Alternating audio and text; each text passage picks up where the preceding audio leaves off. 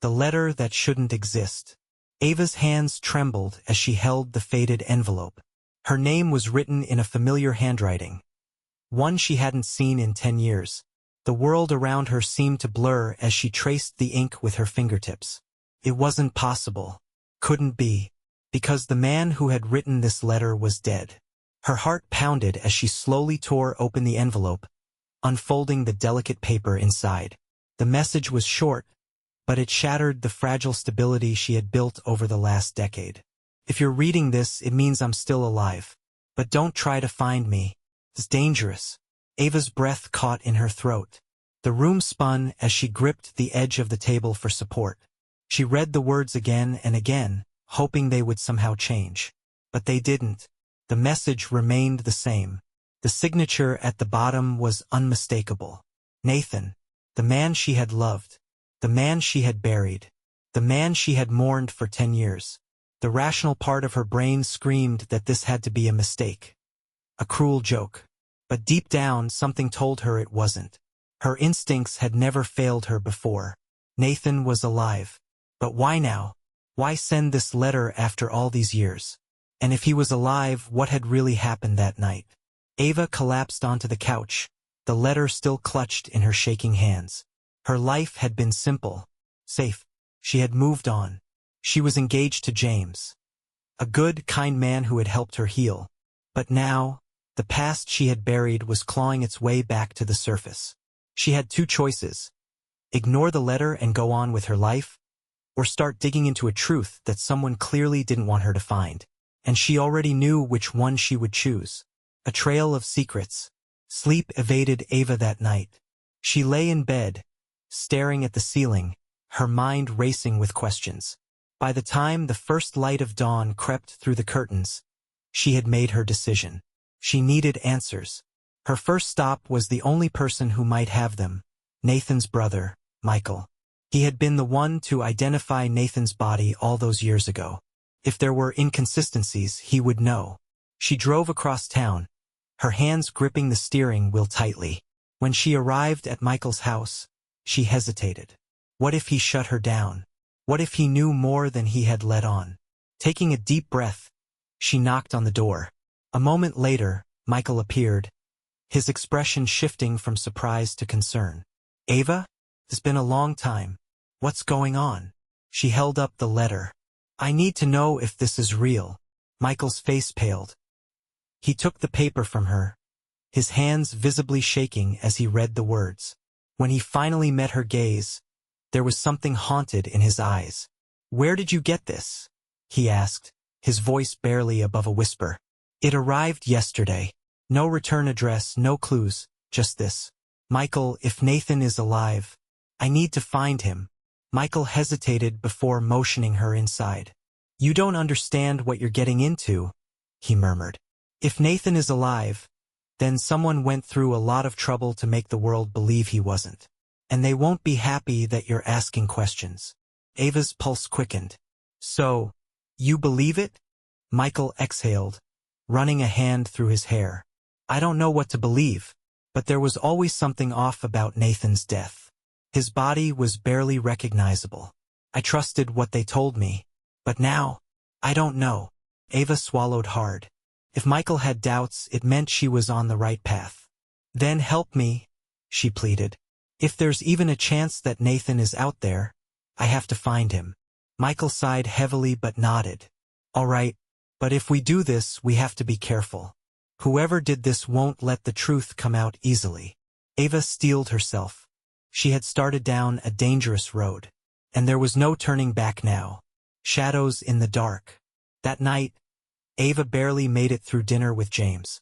He noticed her distraction, the way she pushed food around her plate instead of eating. Are you okay? He finally asked, setting down his fork. Ava forced a smile. Yeah, just tired. Work's been exhausting. James reached for her hand, squeezing it gently. You know you can talk to me about anything, right? Guilt stabbed at her.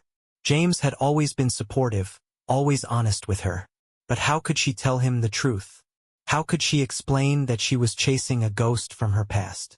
Later that night, after James had fallen asleep, Ava sat at her laptop, scrolling through old articles about Nathan's supposed death.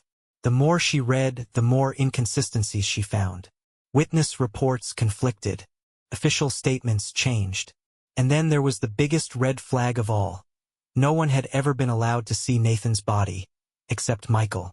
Her phone buzzed. A blocked number. Her breath hitched as she hesitated before answering. Hello. Silence. Then a low, distorted voice. Stop looking for him. The line went dead. Ava's pulse pounded in her ears. She stared at the screen, her fingers trembling.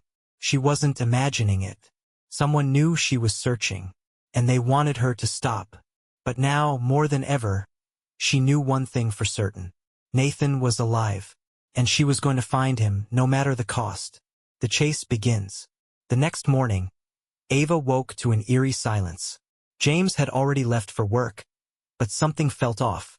As she got out of bed, she noticed her laptop was open. She was sure she had closed it before falling asleep. Her search history had been wiped. A chill ran down her spine. Someone had been in her apartment. She grabbed her phone and dialed Michael. I think someone's watching me. I was afraid of this, Michael muttered. Pack a bag. Meet me in an hour. We're going to find Nathan. But we need to move fast. Ava's hands shook as she shoved essentials into a backpack. She glanced at her engagement ring on the nightstand. James deserved an explanation, but there was no time. Taking a deep breath, she slipped the ring off and left it beside a note. I'll come back. I just need answers. Then she was out the door, stepping into the unknown. Somewhere, hidden in the shadows, the past was waiting for her, and it was more dangerous than she ever imagined. Whispers in the wind. Ava drove through the pouring rain, her knuckles white against the steering wheel. The wind howled outside, rattling the windows of her car, as she pulled into the secluded parking lot where Michael had asked her to meet him. The streetlights flickered, casting eerie shadows across the pavement. Her heart pounded. Every instinct told her that she was stepping deeper into something she couldn't yet comprehend. Michael was already there, leaning against his car with an expression of barely concealed urgency. As soon as she stepped out of her vehicle, he grabbed her arm and pulled her under the cover of a nearby awning. You took a risk coming here alone, he murmured, glancing around as if expecting someone to be watching. Are you sure no one followed you? As sure as I can be, she whispered. Michael, I need to know the truth. Do you have any idea where Nathan could be? Michael hesitated, then pulled out an old, weathered notebook from his jacket pocket. This belonged to Nathan. I found it in a storage unit he rented before everything happened. He was tracking someone. I think he knew he was in danger. Ava took the notebook, flipping through the pages. Dates, cryptic messages, addresses. And then her breath hitched. One of the addresses was just a few miles away. A fateful encounter. Later that night, Ava and Michael stood outside an abandoned cabin deep in the woods. The wind rustled through the trees, and every creak of the wooden porch beneath her feet sent a shiver up Ava's spine. Are you sure about this? Michael asked. I need to be, she whispered, reaching for the door handle. To her surprise, the door wasn't locked. It creaked open, revealing a dimly lit interior, dust-covered furniture, and the faint smell of firewood. But then she saw it. A half-empty cup of coffee on the table, still warm. Someone had been here, recently. Before she could process it, a voice echoed from the shadows. I told you not to look for me. Ava's heart stopped. Nathan. She turned slowly, and there he was, standing in the doorway, his face illuminated by the flickering candlelight. His hair was longer, his frame leaner, but those eyes. They were the same eyes she had fallen in love with all those years ago. Tears burned in her vision, but she forced herself to stay composed. Nathan. How? Why? He shook his head. You don't understand, Ava. You were never supposed to find me. Now you're in danger. Before she could respond, the sound of a car engine roared in the distance. Headlights cut through the darkness, approaching fast. Nathan grabbed her wrist.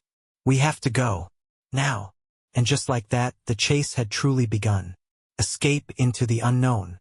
Ava barely had time to process what was happening before Nathan pulled her toward the back of the cabin.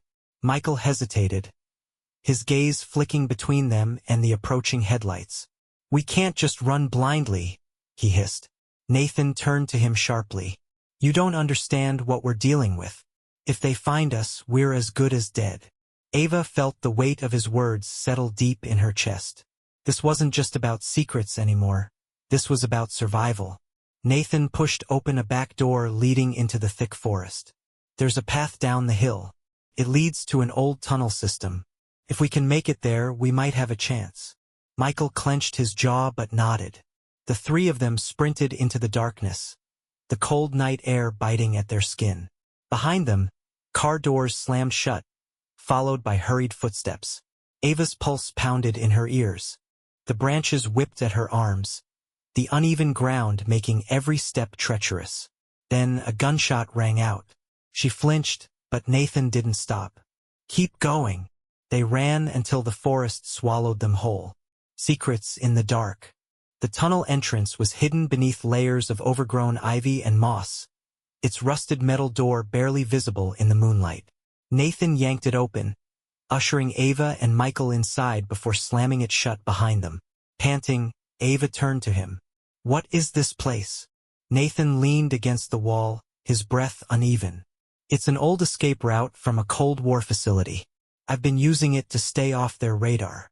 Michael crossed his arms. "Who are they? Why did you fake your death?" "Nathan? Ava deserves to know." Nathan exhaled slowly, locking eyes with Ava. "I never wanted to leave you, but I was working on something classified. I uncovered corruption, dangerous people involved in things I can't even begin to explain. When I tried to expose them, they framed me for treason. The only way to keep you safe was to disappear." Ava's heart clenched. "All these years, I thought you were dead. I grieved for you, Nathan." His expression softened, pain flashing in his eyes. "I know, and it killed me to let you believe that.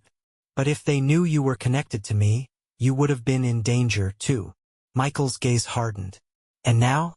Now they know she's involved. What's your plan?" Nathan hesitated, then reached into his jacket, pulling out a small, encrypted hard drive. It has everything, proof of their crimes, their network, names of people who can help us. If we can get this to the right hands, we can expose them. But they'll do anything to stop us." Ava swallowed hard. "So what do we do?" Nathan reached for her hand, his touch sending a familiar warmth through her. "We run. Together. We fight this. But I won't force you, Ava. If you want to go back to your life, I'll make sure you get out safely." She looked into his eyes, the weight of the moment pressing down on her. Here he was, the love of her life, alive, real, and in danger. She had a choice: go back to her normal, safe life, or risk everything for love. She tightened her grip on his hand. "I'm with you," Michael sighed, running a hand through his hair. "Well, I guess that makes three of us." Nathan's lips curved into the ghost of a smile. "Then let's get to work." In the distance, faint echoes of footsteps reverberated through the tunnels. Time was running out. The betrayal. The echoes of footsteps grew louder, bouncing off the tunnel walls like a warning bell. Ava's pulse quickened as she clutched Nathan's hand, her mind racing. Whoever was following them was closing in fast. Nathan yanked Michael and Ava forward. "Move. Now." They sprinted through the damp corridor, their breathing ragged. The tunnel curved ahead, revealing a rusted metal door with a keypad lock. Michael cursed under his breath. "You sure you remember the code?" Nathan wiped sweat from his forehead and began punching in numbers. "If they haven't changed it." The lock beeped red. He tried again. Another denial. Ava turned to Michael.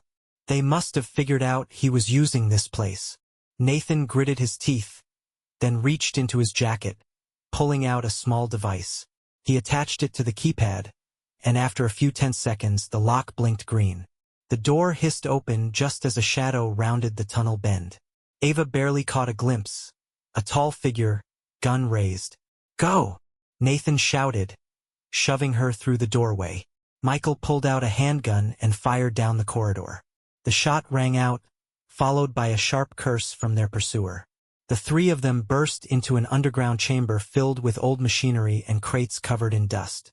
A single ladder led up to a trapdoor in the ceiling. Nathan bolted for it. "Climb!" Ava scrambled up first, shoving against the heavy trapdoor.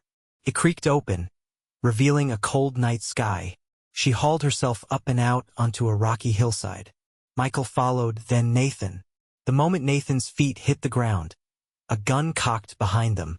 "Drop your weapons." They spun around. A man in a dark suit stepped forward, his icy blue eyes locked onto Nathan. Ava's breath hitched. She recognized him. James, her fiancé. The double life. Ava staggered back, her mind reeling. "James? What are you doing here?"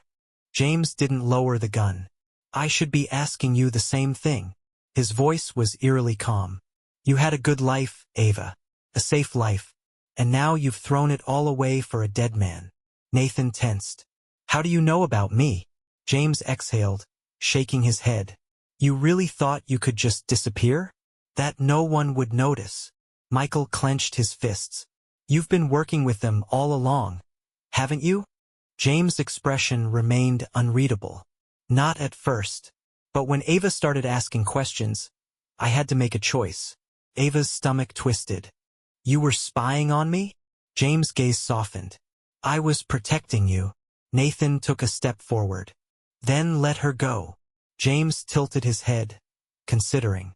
"I can't do that. Not anymore." Before he could react, Michael lunged, knocking the gun aside. A shot rang out, echoing through the night. Ava screamed as Nathan tackled James to the ground. The two men struggled, fists flying, but James was strong, trained. Ava grabbed a nearby rock and slammed it against James' wrist. He cried out, the gun slipping from his grip. Nathan snatched it up, flipping James onto his back and pinning him down. Nathan aimed the barrel at James' chest, breathing hard.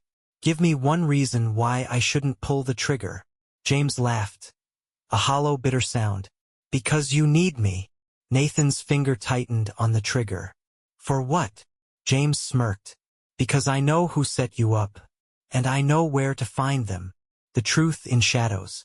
Nathan hesitated, then cursed under his breath. He pulled James to his feet, keeping the gun trained on him. "Talk." James rubbed his jaw where Nathan had hit him. "There's a man. The one pulling the strings. He's untouchable. But I know where he'll be tomorrow night." Ava crossed her arms, still shaking. "And we're just supposed to trust you?" James looked at her. Really looked at her. For the first time, she saw something almost like regret in his eyes. "I never wanted to hurt you, Ava." Nathan narrowed his eyes. "Where is he?" James exhaled. "There's an abandoned observatory outside the city. Midnight. He'll be there." Michael snorted. "And we just waltz in and say hi?" James smirked. "You're going to need a better plan than that." Nathan studied him for a long moment, then lowered the gun just slightly. "Then you're coming with us." James didn't protest. Ava's stomach twisted as she met James' gaze. She had thought she knew him, loved him. Now she wasn't sure of anything. One thing was certain, though. Tomorrow night they would find out the truth. And they might not all make it out alive. The observatory trap. The drive to the abandoned observatory was silent. James sat in the back seat, his hands bound, while Ava kept her eyes on the road, her thoughts a tangled mess. Nathan sat beside her, gripping his gun, while Michael kept watch on James. Midnight was approaching.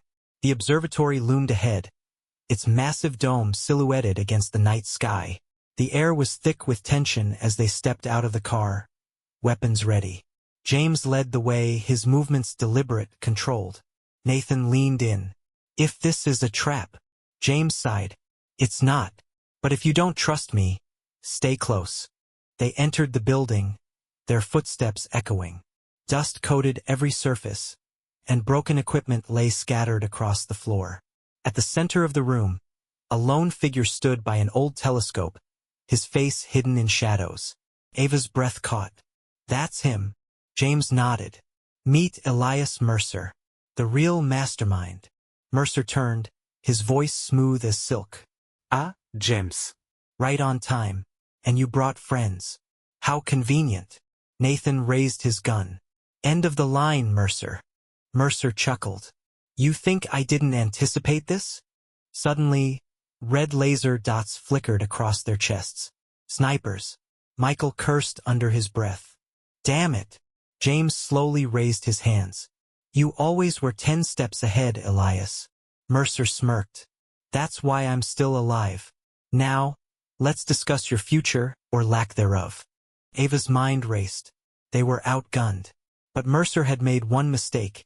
He thought James was still on his side. James glanced at Ava, his expression unreadable. Then, in a flash, he grabbed Nathan's gun and spun, firing into the rafters. The snipers scattered as chaos erupted. Michael tackled one of Mercer's men, while Ava ducked behind a console. Mercer lunged for an escape route, but Ava was faster. She grabbed a metal pipe and swung, knocking him to the ground. Nathan pinned him down, gun to his head. Mercer laughed, even as blood trickled from his lip. You can't stop this. It's bigger than all of us. James stepped forward. Then we cut off the head. Without hesitation, he pulled the trigger. Mercer slumped, lifeless. The silence was deafening. Ava turned to James, shock and relief warring in her eyes. Why? James exhaled. Because you were right, and I couldn't let him win. Nathan lowered his gun. So what now? James looked at the body, then at Ava. Now we disappear. Ava's heart pounded. All of us. James nodded. It's the only way. She glanced at Nathan and Michael. They had fought too hard to just walk away. But maybe it was the only choice left. Just as they turned to leave, a faint beeping noise echoed through the observatory. Nathan froze. What was that? Michael's eyes widened. Oh, hell! Before he could finish, the floor shook violently. A hidden explosive had been triggered. Dust and debris rained down as the walls cracked, and the dome above groaned ominously. Run! Nathan shouted. They bolted for the exit, dodging falling beams and shattered glass. As they reached the car, a deafening explosion tore through the observatory, sending flames into the sky. The blast wave knocked them off their feet. Dazed, Ava coughed through the smoke. Nathan grabbed her arm, pulling her up. We have to go. James was already behind the wheel, the engine roaring to life. Michael jumped in, and Ava barely had time to slam the door before they sped away, the inferno consuming what was left of their past. The city lights appeared in the distance, but there was no going back. Their identities were compromised, their enemies still lurking in the shadows. Ava turned to Nathan. Where do we go now? Nathan met her gaze, determination in his eyes. Somewhere they'll never find us. But we're not done yet. This isn't over. James glanced at her through the rearview mirror. And if they come after us again? Ava clenched her fists. Then we make sure we finish it. For good. The road stretched ahead, uncertain and dangerous. But one thing was clear. They weren't running. They were hunting.